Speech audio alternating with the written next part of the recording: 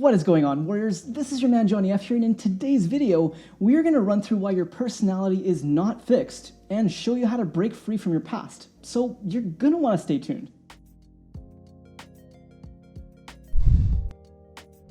Welcome to Next Level Warrior. It's so good to have you here. Now, for anyone that's new to the channel, we cover topics from advancing on your personal growth and health, helping you build your warrior within to become your next level self. So if that sounds good to you, then make sure to subscribe, hit the bell icon, and select all notifications to catch my videos posted every week. Within the first chapter of Personality is Impermanent, under myth number 3, author Dr. Benjamin Hardy writes, "To say that's just the way I am because of my past is to declare that you are emotionally stuck in your past." And this brings up a truth for me and probably yourself that people can seem predictable over time.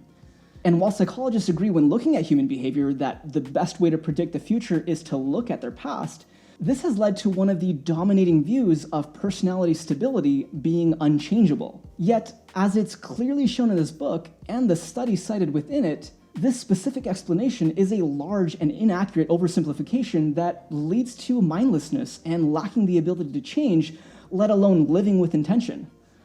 Of course, people's behaviors can seem to be and often are predictable over time, yet this has nothing to do with an unchangeable personality.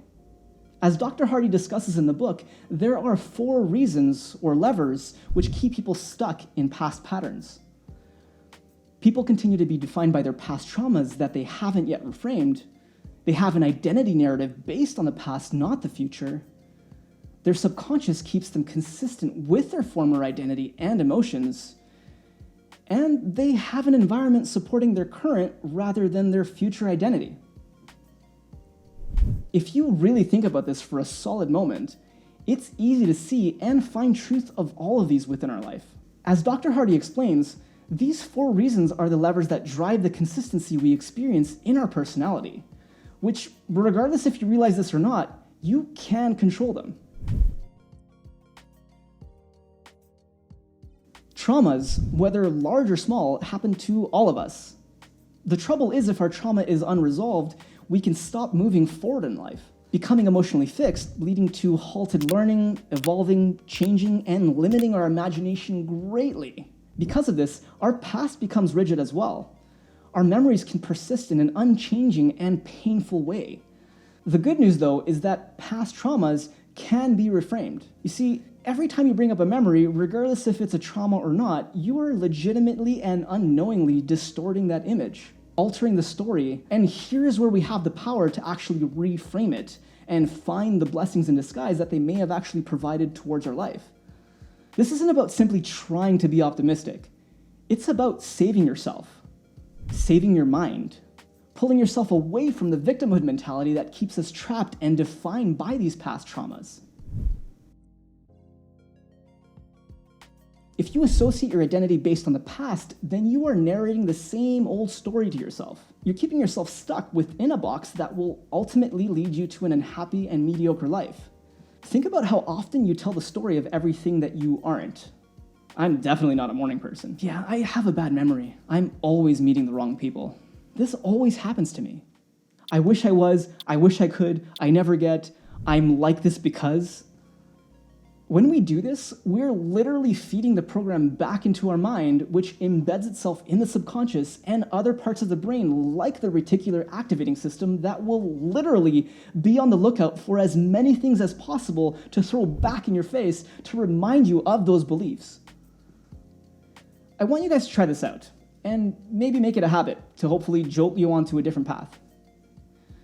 When you find yourself saying or thinking anything associated with a current identity that you don't wish to carry into the future, such as I'm a slow learner, I'm technologically illiterate, I'm terrible at remembering, whatever it is, follow it up immediately with the words, because you said so.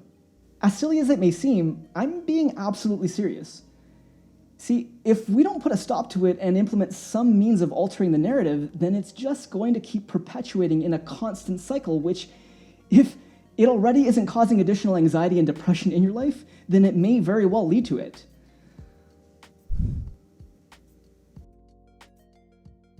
Now this goes deep, really deep. So deep that it's something which I'm always trying to work on altering in myself. Your subconscious mind houses so many autopilot programs deeply rooted, which we don't have to consciously think about them while our body is doing them. Aside from skills like driving, walking, other learned habits, etc., there is somewhat of an image of our past self and emotions that are seen as our current self. Clearly, I'm not being the most scientific about this, but hopefully you get what I'm saying. Our subconscious and brain work in a means to keep us consistent with this image because of some association with familiarity that this has towards our survival. Hence why there can be such great discomfort in trying new things out. Our brain loves predictability. It loves the ease of calculating that always doing the thing, which always leads to the certain result, regardless if this thing and result are that which bring us pain or harm us psychologically. The familiarity of it to the brain, due to our own programming, creates this perceived comfort zone of familiarity. A simple way to test out what's embedded into your subconscious mind is to say to yourself something that you definitely believe you are not. For example, if you don't believe that you are creative, that you learn new things easily, whatever it is, say the opposite sentence to yourself and feel that immediate feedback sensation that you get. This is actually one of the reasons that people have a hard time with affirmations. You're bringing up something that's a polar opposite to what's embedded in your subconscious self-image. There's definitely going to be some resistance. I mean, if this was easy, we'd all be floating around like Buddhas. Okay, maybe not.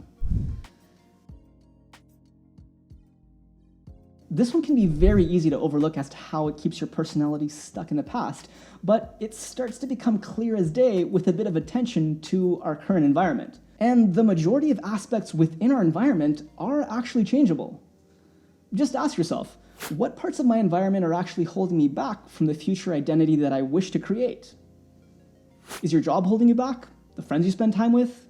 Look around your home. Is there a TV in front of your bed that keeps your mind turned on before sleep? Is your home messy and cluttered? Do the contents of your fridge reflect your past self or the next level self that you want to create? We know a lot of these things already, and I'll speak firsthand from my experience that I used to be intentionally oblivious to it, falling asleep watching television, keeping a pantry loaded with junk food to support my past 240-pound self.